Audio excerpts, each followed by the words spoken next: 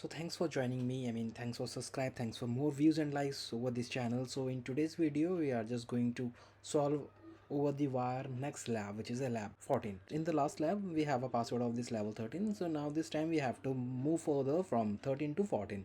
What it says the password for the next level is stored in this directory, can only be read by user Bandit 14th. Okay, for this level you don't get the next password, but you get a private SSH key that can be used to log into next level. Note, localhost is a host name that refers to the machine you are working on. Okay, so let's start our machine. Let's log in into lab 13. I have already copied the password of this level 13, so let me, okay, as you can see we have successfully logged into level 13 and this is it. Let me try to hit ls. Okay, so it says this is your pass, this is your private key basically. Okay, so let me try to copy from here and paste into temp bandit 14 underscore key.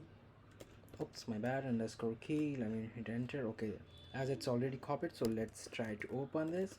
So ssh hyphen I, let me give this path here like tam, then bandit 14 underscore key. Let me put port here, it's 2220. Let me hit user, it's user known. Oh, by the way, here we are using dev slash null command. Then again user, it says strict.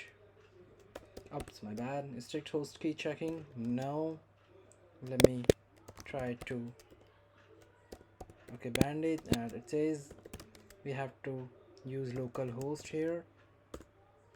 Okay, it says oh, my bad, I forget.